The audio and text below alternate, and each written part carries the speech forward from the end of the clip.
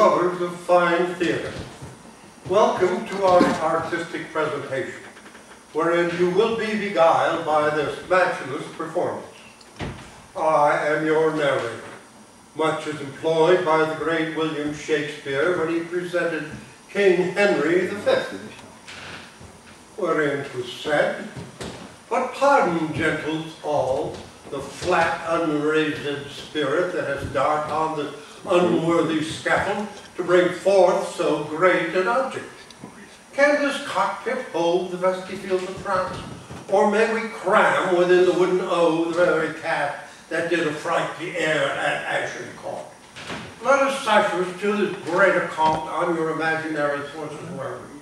Suppose within the girdle of these walls are now confined two mighty monarchies. Piece out our imperfections with your thoughts into 1,000 parts devoid one man. For it is your thoughts that must now deck our kings, carry them here and there, jumping o'er time and...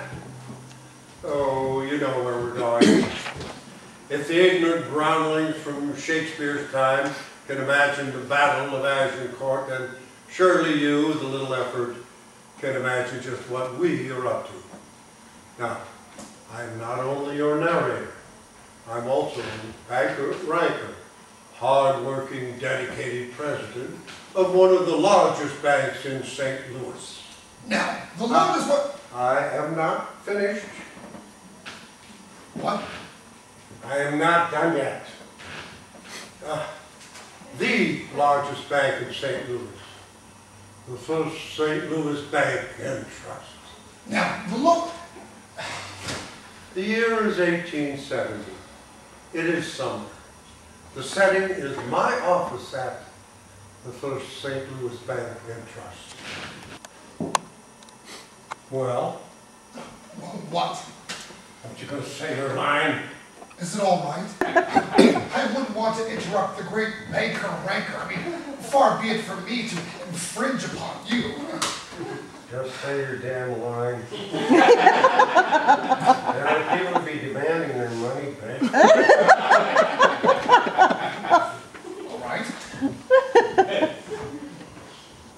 Now, the loan is for the children, the poor, the little orphans, so destitute and alone. Yes? I've worked with them for years. You may have heard my campaign slogan, "Stamp out crippled children."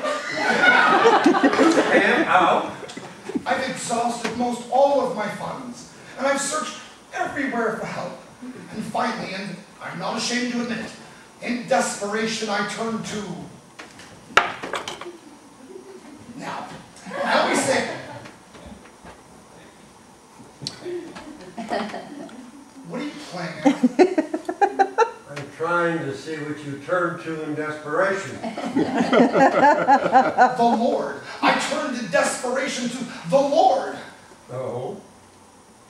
Then why are you here? The Lord, hearing my desperate cry, told me to come to you.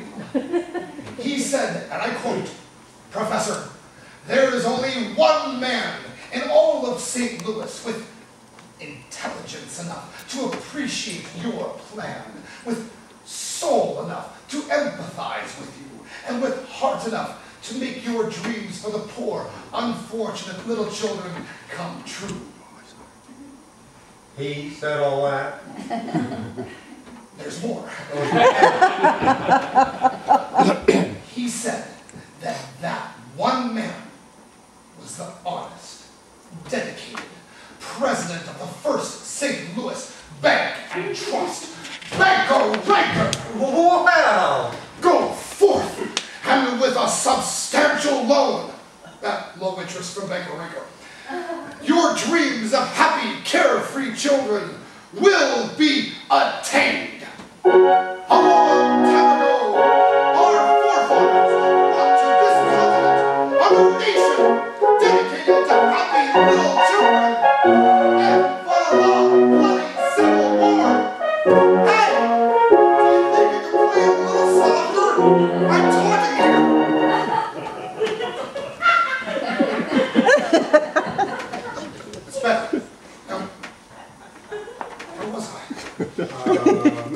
long, bloody Civil War.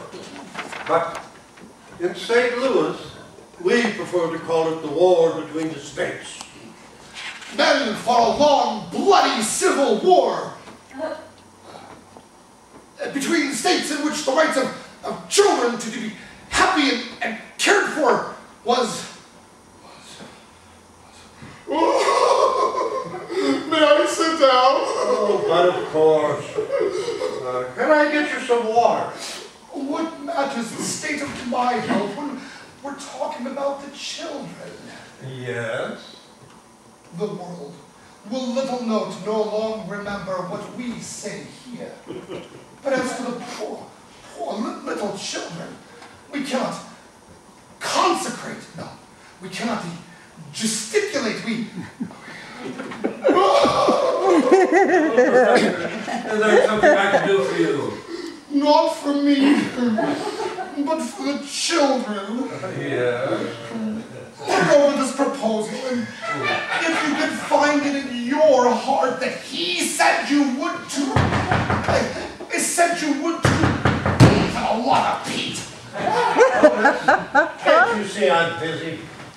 I'm so sorry. From the bottom of my heart, I would never have thought to intrude had it been for any other reason than the matter which is at hand. All right, what is it? It is the matter of the incredibly prosperous gold mine that the beautiful, sweet, and demure Miss Alice Darling will be inheriting as soon as she receives our official letter of notification. All right, head it over. I just wanted your approval before I posted said letter. I mean, you did say to get it to you just as soon as you could. Yes, yes. Otherwise, I never would Yes. to intrude. Yes.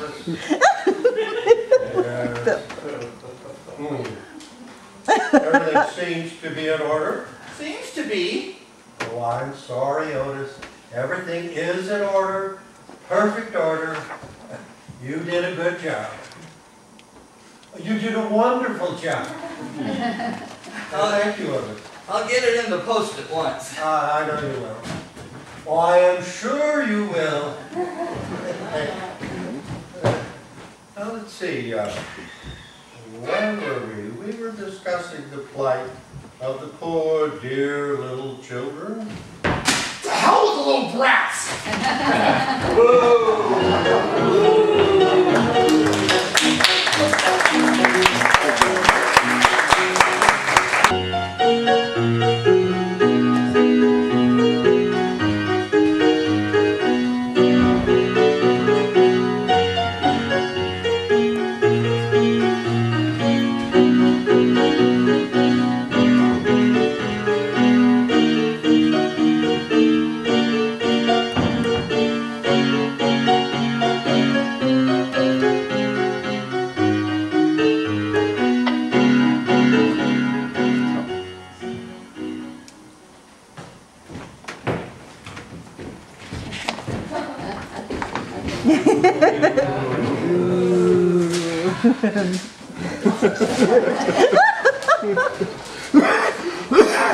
Give me that. No, methinks that this letter, it's far too important to be trusted to the mails. It definitely deserves to be hand-delivered by someone of impeccable character. I always thought the mailman fit the bill. No, please. You would trust some random government employee with something as valuable as this? Well, sure. Mr. Mailman has always been Johnny on the spot with all the millions of missives he's handled over the years. And why, you may ask? To build up your confidence. He was just waiting for his chance. His chance? Oh, Otis. Poor, trusting Otis. Mr. Mailman has lulled you into a state of complacency by being honest and forthright all these years. He certainly seemed to be. No, that proves my point. Point? That he is the last man to be trusted. Well, then who's to be trusted? You tell me, who can you trust?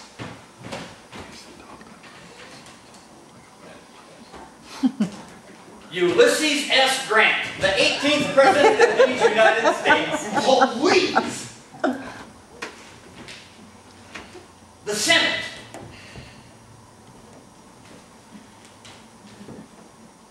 The Congress. Who can be trusted? Good. You? Yes! Yes. No. You are a man of great depth of perception. But I'm not. No, please, don't spoil the moment. A moment of such clarity should be caught in time.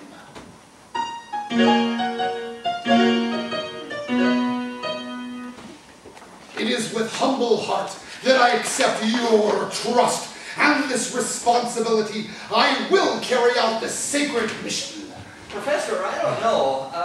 How am I going to explain this to Banker Ranker? Explain it. Banker Rick, why? Why trouble him with it?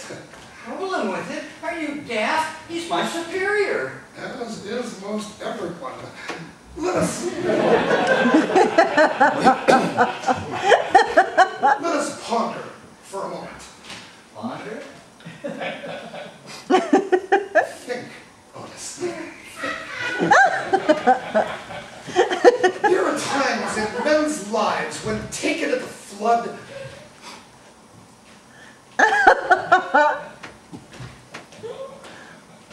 let me put it this way, my friend. If you were no longer employed by the First St. Louis Bank and Trust, then you wouldn't owe it to inform Banker Ranker of anything in which you are dealing. In short, what you and I discuss is none of his business. But why would I no longer be employed by the First St. Louis Bank and Trust? I've given him loyal service for 15 years. Never a blotch on my record. Wait. 15 years?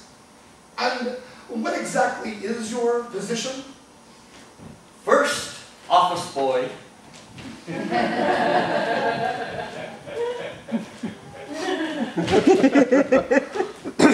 First office boy?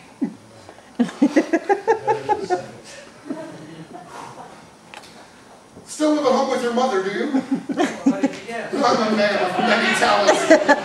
My boy, how would you like to break the shackles of the First St. Louis Bank and Trust and come to work for me?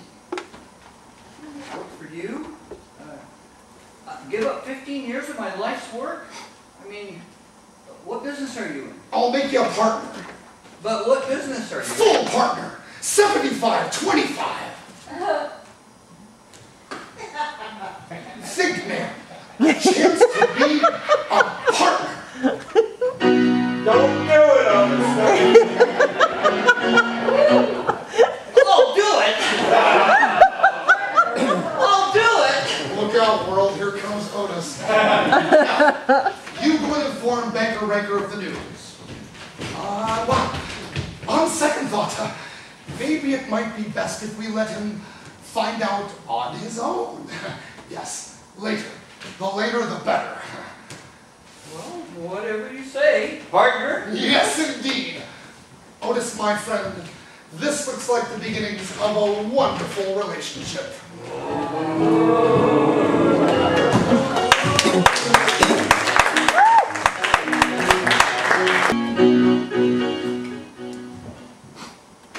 Well, our scene changes to a crowded street in beautiful downtown Grass Valley, California. We are in the heart of the gold country. Now, actually, I am not here. I know you think you see me, but in fact, I am at my office at the First St. Louis Bank and Trust. Now, 3 weeks have passed. Now, I've been a lot of things, but being an idiot isn't one of them. I realize that I have not seen Otis for these 3 weeks. Well, I'm giving him enough rope to hang himself. I have documented all of his absences, and when he comes in, he will be fired. Now, you may think that harsh, but the backbone of the First St. Louis Bank and Trust is loyalty, punctuality, and slavish obedience. That's what's made America great.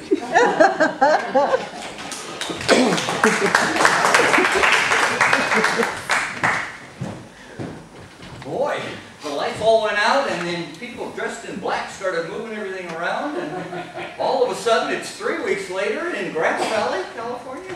What will they think of next? Otis, where have you been?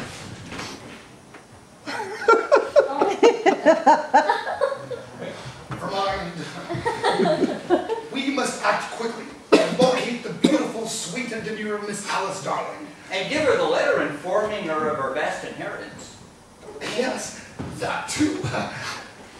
Otis, I've been giving this considerable thought over the past 3 weeks, and it seems to me that just simply giving her the letter and more or less spring upon her this vast inheritance ploy could be, shall we say, counterproductive? I'm not sure I follow. Why am I not surprised? Let me explain it to you in small words that I'm sure you'll understand. I'm going to give her the letter informing her of her inheritance until I swindle her out of it! Out of what? What out of what? What are you going to swindle her out of? Her vast inheritance. Doesn't seem right. Doesn't seem right to me!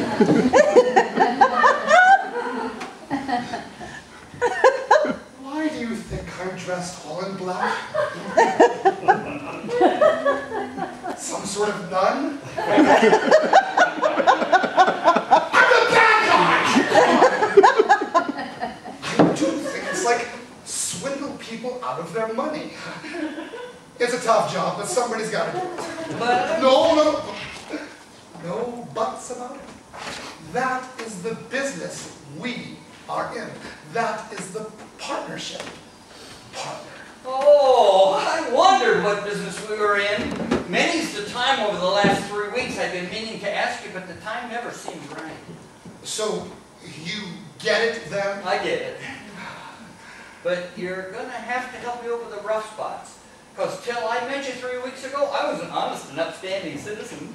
Just do as you're told. I can do that. Incredibly handsome, hard-working, honest-looking stranger. I'm wondering if you could help me locate someone. I realize, of course, that the chances that you know her are 1 in 1,000, but...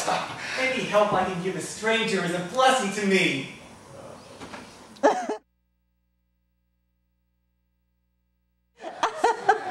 Well, you wouldn't by chance know the whereabouts of the beautiful, sweet, and demure Miss Alice Darling? The beautiful, sweet, and demure Miss Alice Darling just happens to be my one true love. I'm sorry, I didn't hear what you said. You turned towards the audience. Forgive me. What I said was, the beautiful, sweet, and demure Miss Alice Darling just happens to be my one true love. Curses! This incredibly handsome, hard-working, honest-looking stranger. He's the first mar in my ingenious plan.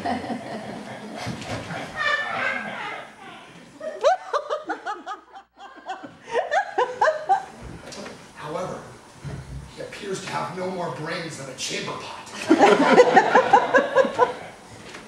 Is that so? Why, yes, wayfaring stranger.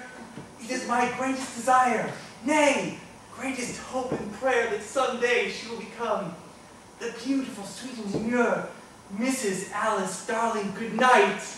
Yes. You see, I mean that I want to marry her. Yes. I want us, her and I, to be man and wife. Enough! I got it already. I blush that I bared my heart to a total stranger, but my heart is overflowing. Do you think you could get around to telling me where I might find the beautiful, sweet, and demure Miss Alice Darling? Why, yes. Yes, we have a letter.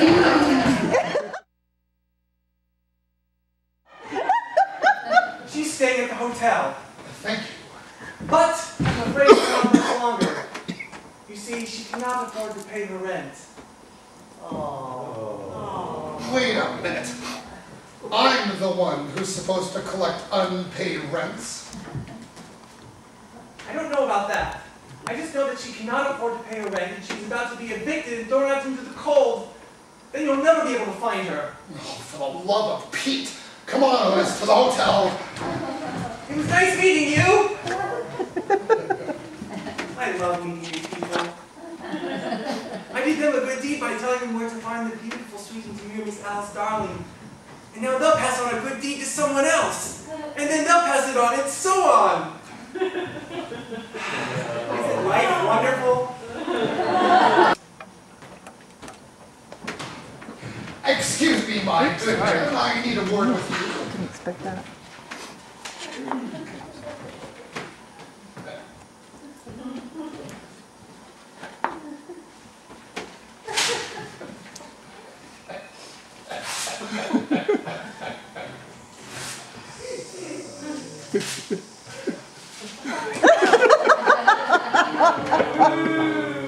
What may I do for you? I'm looking for the beautiful, sweet, and demure Miss Alice Darling. Is she in? No, she's out for a stroll. And when she comes back, she won't be in either, because she can't pay her rent and she's going to be evicted. Then no one will know where she's gone. And it will take forever to locate her. How much does she owe? I'm sorry, that's personal. Yeah, $75. $75. Why so much? She hasn't paid anything for 3 months. Well, there it is then. People are always going on about foreclosing when renters, or in this case, lodgers get behind in their rent. You go to foreclose, and there's always the big song and dance about being flung out into the cold with a bunch of screaming whelps tugging on their skirts. Do you ever hear one word about the poor landlord and all of his expenses? No, my friend! We are expected to care for every ne'er-do-well, and it's rum titty-titty to us. You are the prime example of the kind-hearted landlord who's been brought into the "if I just give them one more chance" club. And what has it got? 3 months in the arrears, and not a chance of recovering your money. And it's you and your ilk that give me a bad name for demanding payment when due. Sorry. Be of good cheer. Professor Whim to the rescue.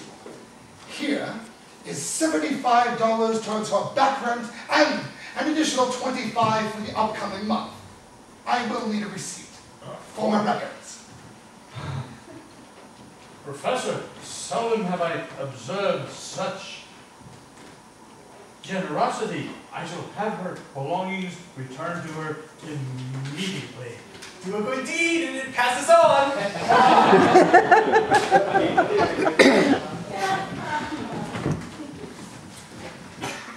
Knock out the clerk and get back my money. No! After I'm gone! Oh, wash that hand before you get near me.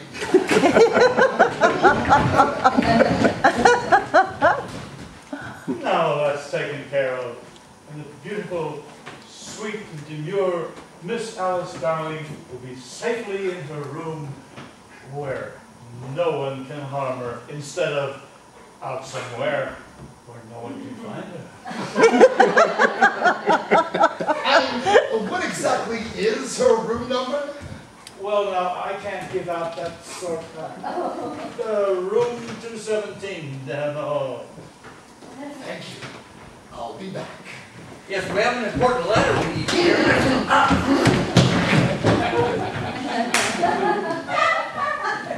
What a nice man. A 1 in a million. I got your money back. Thank you, Otis. You are a good partner. By the way, I just can't help but notice that you're wearing a spittoon on your hand. What was that? Oh, don't be coy. I'm just awash with curiosity. It's stuck. Stuck? Stuck. It got stuck when I hit the clerk with it and knocked him out. Yes, well, far be it from me to question your modus operandi when committing a felony, but did you... I'm really at a loss here, but did you do anything to, say, disguise yourself? Or did you just walk up and bonk him on the head? I dressed up as a cow.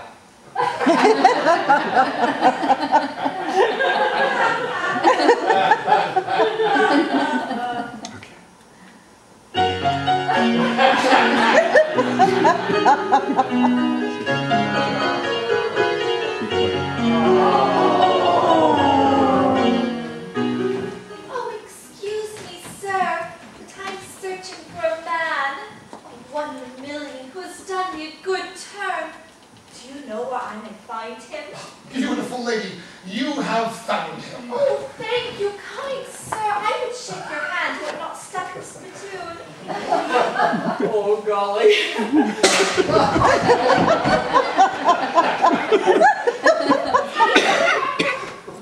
Not to worry. He does that all the time. But if I might correct your first impression, it is I who is your benefactor. Or as you so nicely put it, and I paraphrase it, blush to say it, you're 1 in a million. Oh, thank you, kind sir. I'm so embarrassed that you should do me such a good turn. And Oh, hush, hush, that your sweet lips would utter such a slander against thyself on my behalf.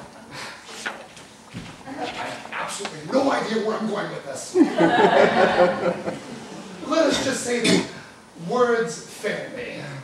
well, words do not fail me. Thank you, thank you, thank you, thank you. Words wouldn't fail anyone who got a master's degree majoring in the obvious. What can I say? Well, you might start off by telling me why you, a complete stranger, would do such a kindness for one such as I, when to my knowledge, we've never met. That is true. But in fact, upon my arrival in this fair city, I happened upon an honest-looking stranger. Was he a handsome, honest-looking stranger? I suppose. Jack! Jack! Jack! Jack! My road to success, it's strewn with cow paths from the devil's own herd. I must go now and to find my beloved Jack. Wait, we have an important letter.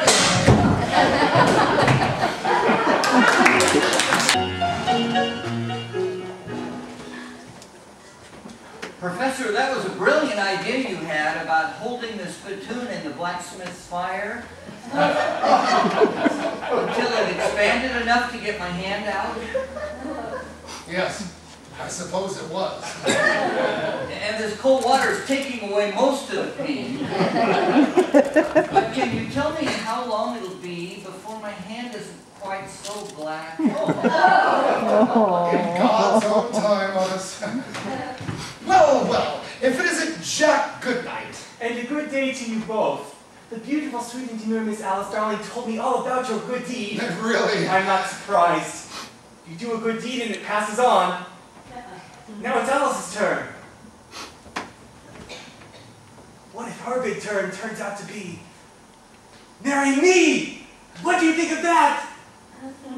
Not likely. You still my beating heart. By the way, how do you spell your surname Goodnight? Good night. G-O-O-D-K-N-I-G-H-T.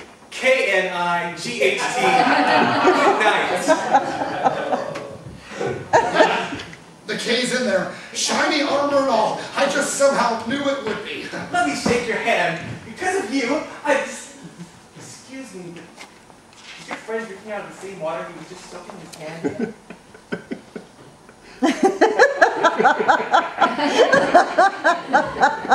Yes. Apparently, soaking a burned hand makes Otis very thirsty. But you were saying? Yes. Because of you, I decided to pop the question to the beautiful, sweet, and demure Miss Alice Darling. Curses! It's not that I don't appreciate plaudits, but what exactly did I do to deserve such high praise? You paid her rent. Otherwise, she would have been evicted and thrown out into the cold, and I might never have found her. And since there's no guarantee that it won't happen again, and you won't be there to help out, I've decided I better ask her to marry me before she disappears forever. I won't let that happen. Won't let what happen? Oh, not pay her rent. Let you marry her. What? I shall pay her rent for an additional 3 months. Professor Whim! I'm speechless! If it were only so. Yes, my boy. I shall hasten to yon hotel this very day and make sure that your beloved have hearth and home for a good long time, so you don't have to go and rush into this whole proposal of marriage means. Such generosity! 3 cheers for Professor Whim! Hip hip! Hooray! Hip hip! Hooray! Hip hip! Hooray! I'm rendered speechless. Ooh, we wish. By the way, how did you happen to be here? Oh, we have this important letter. No matter. You're a godsend. You're a fool.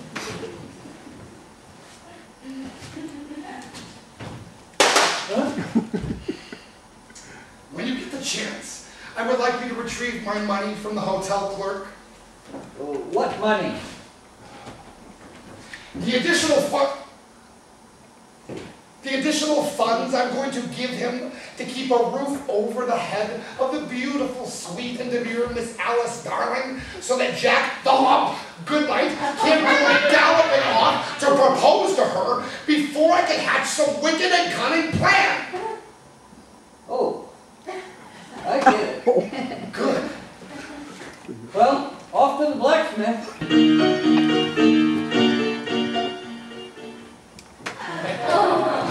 There you are, my good man. I have something for you.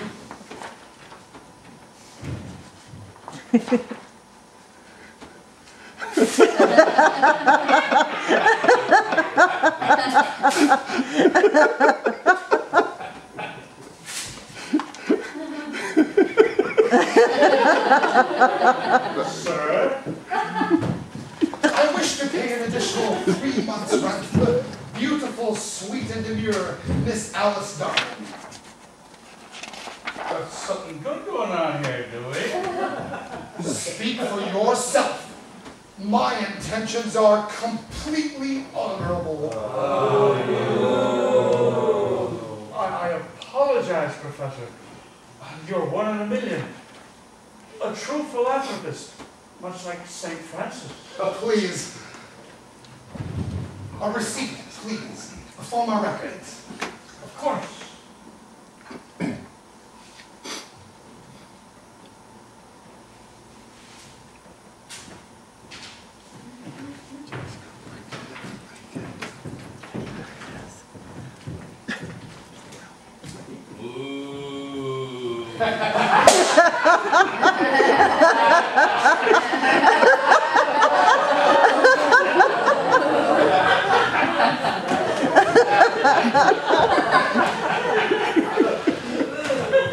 Professor, I need to speak to you. Gods, what must I do to get a moment alone in which to hatch a dastardly and nefarious plot? About what? I wish to speak to you of love, commitment, and duty. Eternity in hell with Satan and all of his minions would be a walk in the park compared to 5 minutes of talking to this jughead with the intellect of dried up cow plop. I'm all ears. My mind is made up. Again? I wish to ask the beautiful, sweet, and demure Miss Alice Darling to be my wife. Oh, dear God, is there no end to this?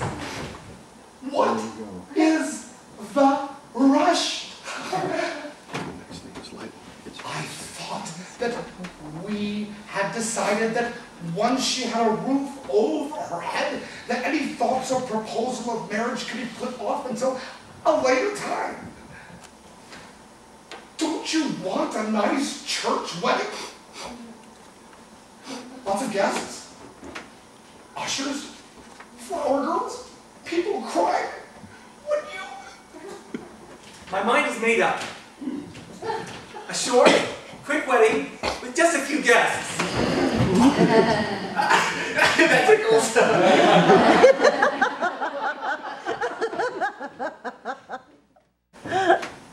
Hey! You can be my best man! Are you okay?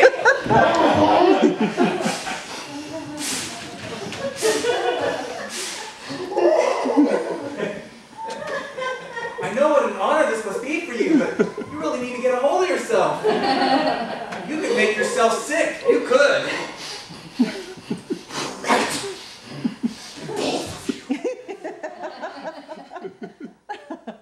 Jack,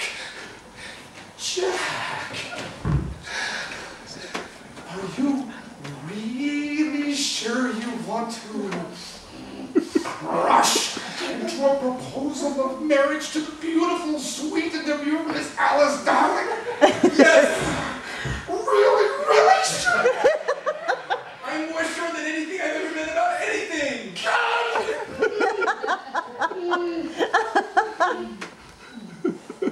Now, as your benefactor, best man, and if I might say so myself, man of the world, I would like to do everything possible to help you. Trust me.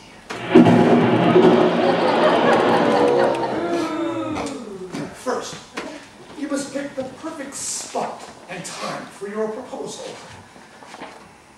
I thought. When you say, I thought, it fills me with mind-bending horror as I visualize you marching off with ill-deserved confidence in the direction of total destruction. Let me do the thinking for you. I don't know. Oh, don't be absurd. It's no trouble at all. It wasn't. I know. You're asking yourself, what did I do to deserve such largesse? Not really. Maybe you weren't. But never let it be said that Professor Whim isn't generous to a fault. That'll be the day.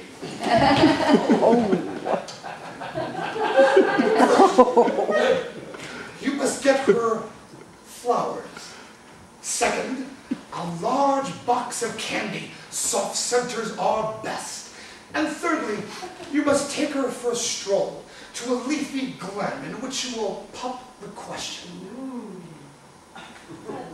couldn't I just more or less stop her on the street and save all this rigmarole? Egad! Have you no soul? You would receive such a turn down. Not a slap and a kisser for your effort. You say so. I do. Now, I would say around, say, what time does it get dark here this time of year? 7:30 or 8 o'clock would be perfect for your rendezvous. Okay. And don't forget the candy and flowers. I won't. And leave the rest to me. Trust me.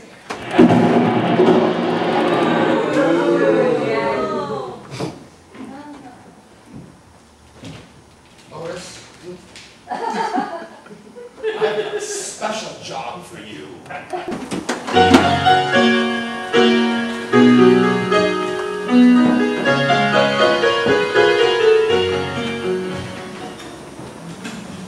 I have this for you.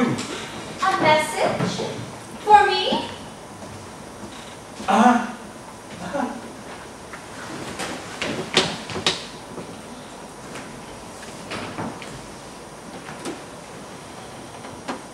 Oh, curious. Your look of utter consternation implores me to ask, is there anything I can do? No, I don't think so. But thank you for asking. My dearest. Oh. Meet me at the livery stable at 7:30 tonight.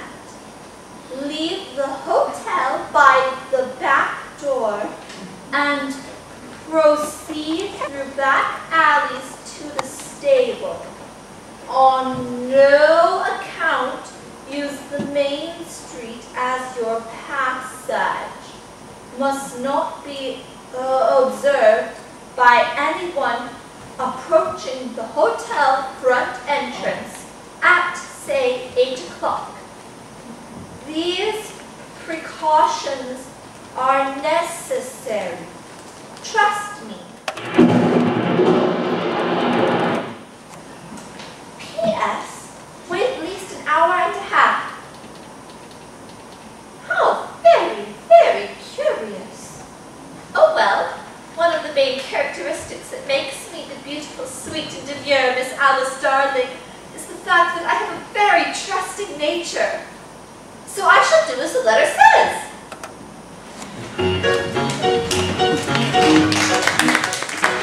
Three, two, one. Professor Whim! Don't you just love it? Jack, my boy. Oh, Professor. How lucky I am that you're here. Of course you are. I wanted to ask you, as a man of the world and my most trusted friend, how I should approach the beautiful, sweet, and demure Miss Alice Darling. My boy. My poor, poor boy. I don't know how to break this to you. Break what to you? Hey, break what to me? The beautiful, sweet, and demure Miss Alice Darling is seeing another man. What? You will find this hard to believe, but she is, in fact, having an affair with another man. I find it hard to believe. As did I. But the proof is before your eyes. Look to his window. Look to her window.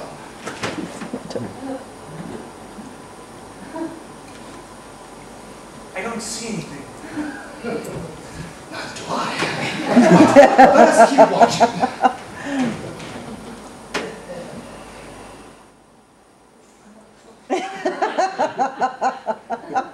I still don't see anything. Patient.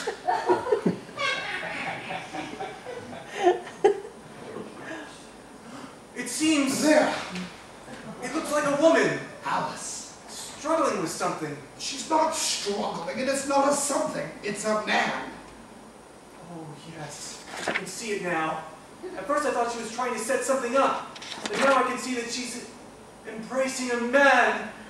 The beautiful, sweet, and demure Miss Alice Darling is embracing And kissing. and kissing a man. I don't believe it. Now they've fallen over. No, I don't think think that they've fallen over per se.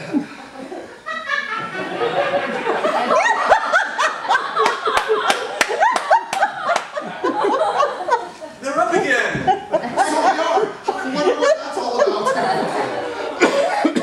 They're kissing again. Don't torture yourself any further.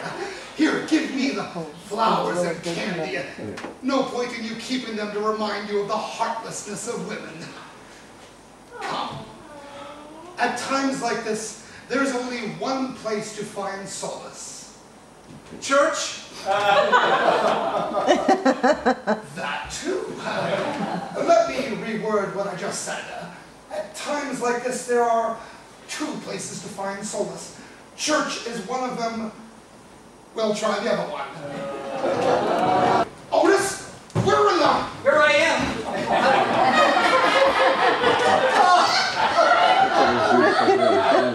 How'd it go?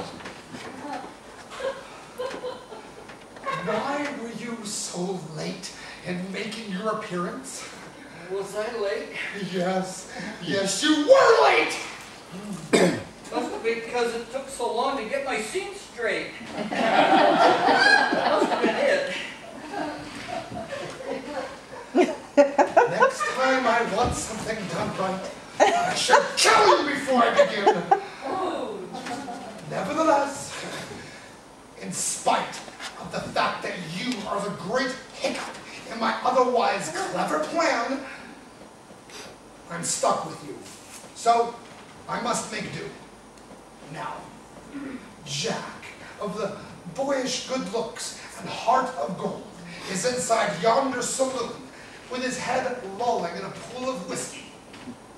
Fortunate for my dwindling finances and the fact that he is of pure mind and body, he is not one to take a drink. So 5 did it in nicely. Now, I'm going to go fetch the beautiful, sweet, and demure Miss Alice Darling. And while I'm gone, I want you to.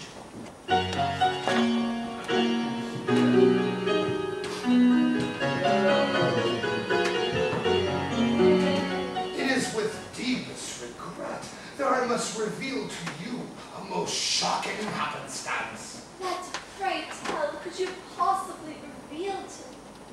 Could in the least diminish the warm, joyous feelings that I feel, since I am so in love with Jack, my one true love and soulmate.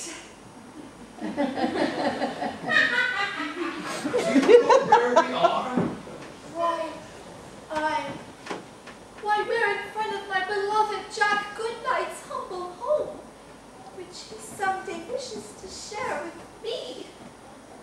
And I wish to share with him. Alas, my beautiful, sweet, and demure Miss Alice Darling, look to his bedroom window. I don't see anything. Neither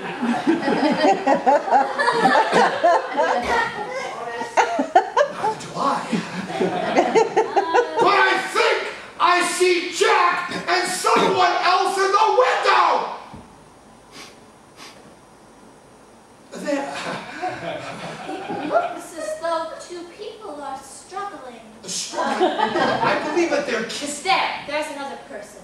It looks as though a woman is trying to prop up another person. There's no need for 2 men in the room! She seems to have thrown one of the men aside. It seems that way, but let's forget about that for a moment, shall we? Look, she's embracing a man. Egad, it's as I've always suspected. It's Jack. She's embracing Jack. It cannot be. As much as I hate for you to hear it from my own lips, it is Jack. Some hussy is being made love to by none other than Jack. Holy cow! I can't believe it. I saw your lips moving, but I couldn't hear a word you said. Honey, we're all bit to each other.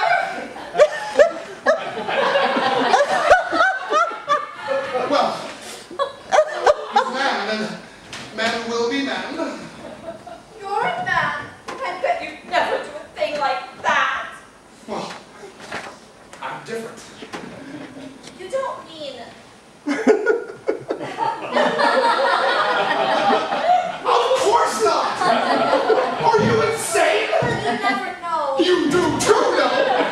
I'm just honest, sensitive, and true blue. I thought Jack was also, but look! At the risk of being premature with my feelings, considering you were so desperately in love with Jack up to 3 minutes ago, I wonder if you would consider being my wife. Isn't that just like you? Willing to do anything for a damsel in distress. I really would like to marry you. I'm desperate for your love and any community property you might have. Sir, you do have a way with words. You make me blush. I'm serious. I'm so serious. I even brought you candy and flowers. Think of it. Both. I love soft scenters. I knew you would. They're no softer than my heart. What? What I mean to say is that the feelings that I have for you are all soft.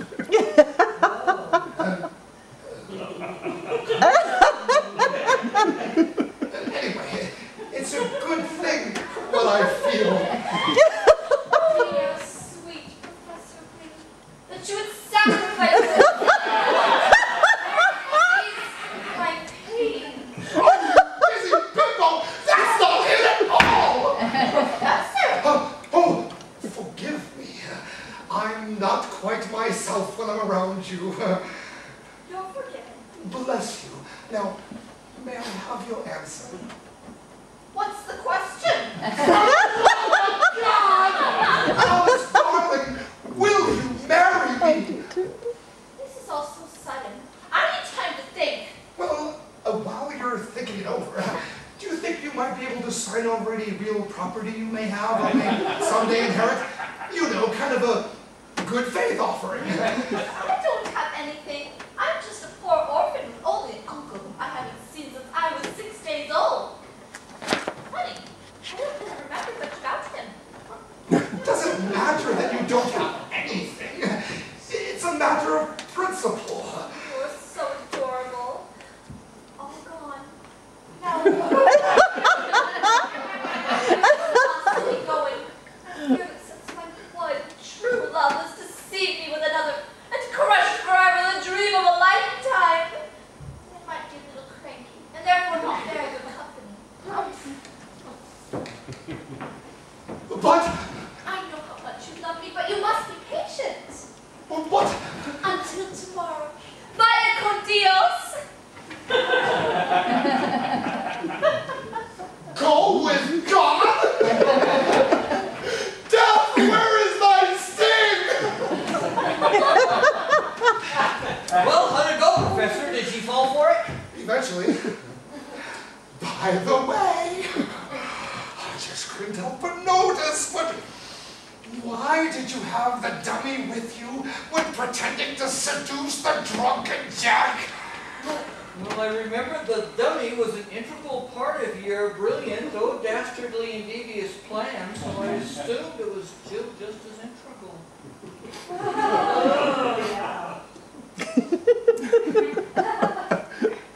I see. You know, Professor, it seems to me that you de-optionalize non-programmable contingencies, demonstrating a counterproductive aversion to ambiguity based on low self-esteem.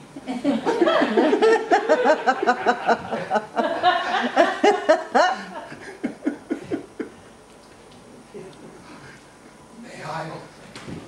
Oh.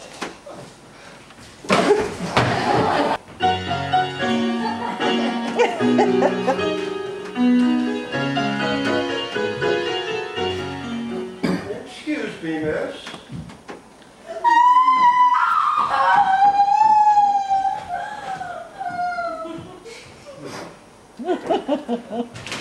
Being from the East and not familiar with the ways of the West, I am not sure how to interpret her reaction. But if I were to hazard a guess, I would say that beautiful, sweet, and demure young lady seems to be in a state of distress. Oh. Oh.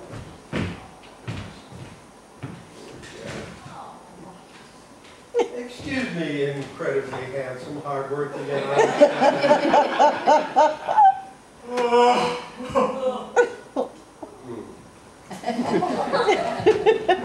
Again, it seems to me that people in these parts don't strike me as being particularly happy.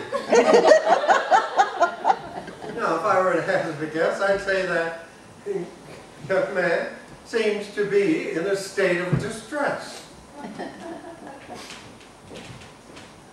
I can't help but note you seem to be in a state of distress.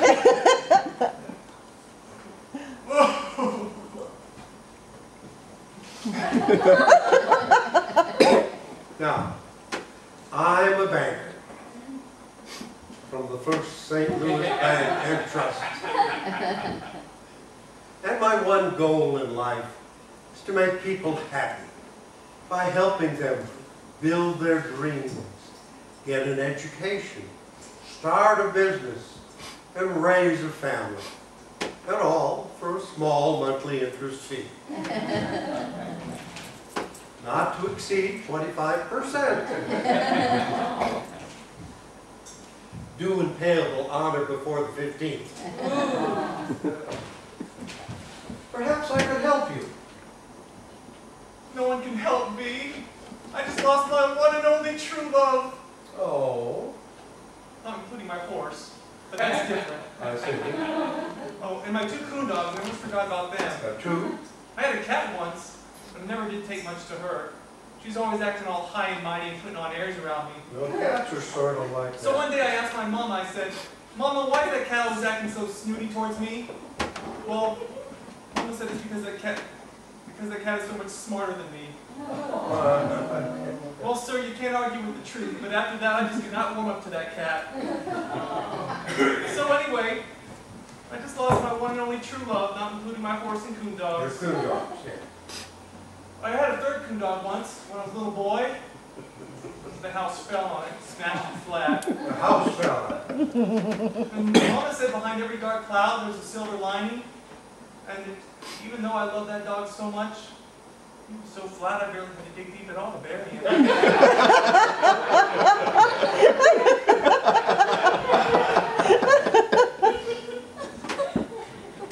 Mister, is there something you wanted to ask me?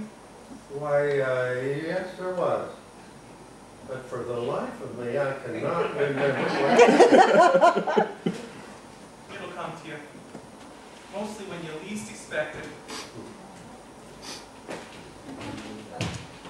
I traveled 1,500 miles with an express purpose. And after 5 minutes of talking with this young man, it has been driven completely out of my mind. Wait, it's coming back to me. Now, this may be a shot in the dark, but do you happen to know the beautiful, sweet, and demure Miss Alice Darling? No! She's the author of all my grief and despair! What?